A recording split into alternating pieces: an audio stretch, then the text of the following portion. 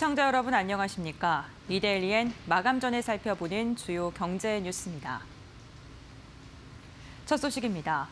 이주열 한국은행 총재는 한국 경제에 대한 코로나19 사태의 부정적인 영향과 관련해 상당 부분은 1분기에 집중될 것이라고 전망했습니다.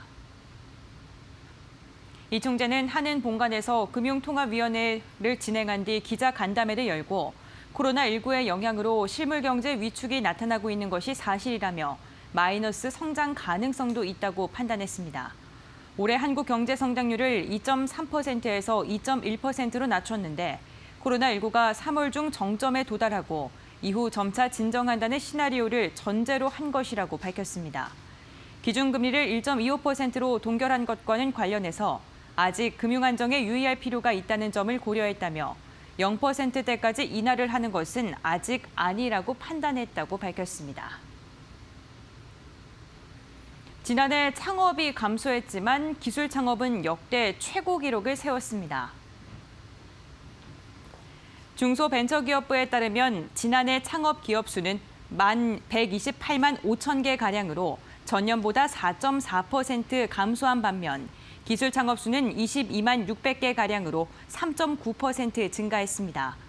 기술 창업은 과학, 전문 지식, 지식 서비스 등 기술을 기반으로 한 창업을 뜻하는데 3년 연속 증가하면서 역대 최고치를 달성했습니다. 전체 창업 기업의 감소는 2018년 급증했던 개인 부동산업 창업이 지난해 감소한 영향을 받은 것으로 보입니다. 기술 창업 중에는 정보통신업과 전문 과학 기술 서비스업, 사업 지원 서비스업, 정보통신업, 교육 서비스업 등 지식 기반 서비스업의 증가세가 두드러졌습니다. 이동통신 3사가 오늘 삼성전자 갤럭시 S20의 예약 구매자를 위한 사전 개통을 시작했습니다. 이통 3사와 삼성전자는 당초 지난 20일부터 어제까지 사전 예약을 받기로 했지만 코로나19 확산으로 인해 예약 가입 기간을 다음 달 3일까지 연장하기로 했습니다. 이통 3사의 스마트폰 론칭 행사도 비대면으로 바뀌었습니다. 과거에는 유명 연예인과 일반 고객 등을 초청해 사전 개통일에 공식 출시 행사를 열었지만 이번에는 별도의 행사를 열지 않거나 온라인으로 출시 행사를 대체했습니다. SK텔레콤에 따르면 예약 고객 가운데 30, 40대 남성 고객 비중은 40%에 달했고 30, 40대 여성 고객의 비중은 20%를 기록했습니다. 특히 통신사별 전용 컬러가 인기를 끌고 있는 것으로 나타났습니다. 코로나19 확산에 아시아나항공이 처음으로 유럽 노선을 감축하기로 했습니다. 아시아나항공은 주 2회 운항하던 인천 베네치아 노선의 운항을 다음 달 4일부터 28일까지 중단하기로 했습니다. 로마, 바르셀로나 노선은 감축할 예정입니다. AP에 따르면 이탈리아는 26일 기준 유럽에서 가장 확진자가 많아 감염자 수가 400명, 사망자도 12명에 이릅니다. 일단 지역사회 감염이 확인된 노선을 중심으로 여객 수요가 줄면서 해당 노선의 운항을 줄인 것으로 보입니다. 미국 국무부가 한국에 대한 여행 경보를 3단계 여행 재고로 격상한 데다 한국발 입국자에 대한 제한을 강화하는 국가가 빠르게 늘어나고 있어 조만간 미주와 유럽의 하늘길도 타격을 입을 것으로 보입니다. 아시아나항공의 경우 전체 매출액에서 유럽 노선이 차지하는 비중이 지난해 기준으로 15%에 달한 만큼 향후 노선 감축이 확대되면 매출 타격이 우려됩니다. NC소프트가 신작 음악 게임 퓨처를 공개했습니다.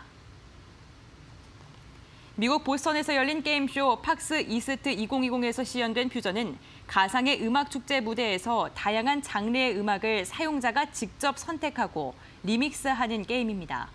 빌리 아일리시 등 유명 가수의 노래 100곡 이상을 수록할 예정으로 미국 음악 리듬 게임 전문 개발사인 하모닉스가 만들고 NC의 미국 법인인 NC 웨스트가 서비스합니다. 회사는 올해 가을 북미 유럽 출시를 목표로 플레이스테이션 4, 엑스박스 원, 닌텐도 스위치, PC 등 4개의 플랫폼을 지원한다고 밝혔습니다. SK하이닉스의 작년 연구 개발비가 사상 처음으로 3조 원대를 넘어섰습니다. SK하이닉스가 공시한 연결 감사 보고서에 따르면 지난해 연구 개발비 총 지출액은 3조 1,885억 원으로 2018년보다 10% 늘어나며 역대 최대를 기록했습니다. 매출액 대비 비중도 전년보다 5%포인트 늘어난 12%였습니다. 영업이익이 전년 대비 87% 급감했음에도 기술 투자는 줄이지 않고 있는 것입니다. SK하이닉스는 지난해 10월 3세대 10나노급 16GB 더블 데이터 레이트 4 D램을 개발하는 등 차세대 기술 선점을 위한 투자를 이어오고 있습니다. 한편 글로벌 1위 반도체 기업인 삼성전자 또한 지난해 연구개발비가 사상 처음으로 20조 원을 돌파해 초격차를 유지하고 있습니다. 이어서 이 시각 간추린 뉴스입니다. 카카오를 비롯한 7개 모빌리티 업체는 여객 자동차 운수사업법 개정안의 조속한 처리를 촉구했습니다. 모빌리티 플랫폼 업체들은 성명에서 법안이 통과되지 않으면 한국의 모빌리티 산업은 또다시 기나긴 암흑기를 보내게 될 것이라고 말했습니다. 라임 자산운용의 환매 중단 사태를 수사하는 검찰이 관련 증권사와 은행 등에 대해 전방위 압수수색에 나서는 등 수사에 속도를 내고 있습니다. 오늘 대신증권, 우리은행, KB증권 등을 찾아 컴퓨터 파일과 장부 등을 확보해 검사 중에 있습니다. 조세영 외교부 1차관은 오늘 스티븐 비건 미 국무부 부장관과 통화를 하고 양국 간 교류를 불필요하게 위축시킬 수 있는 과도한 조치는 자제해달라고 요청했습니다. 코로나19 초기 단계였던 지난 1월 편의점과 온라인 유통업체의 마스크 판매가 크게 늘어났던 것으로 나타났습니다. 이와 함께 1월 달 주요 유통업체의 매출은 1년 전과 같은 기간과 비교하면 6.6% 성장했습니다. 이데일리엔 마감 전에 살펴보는 주요 경제 뉴스 함께 확인해봤습니다.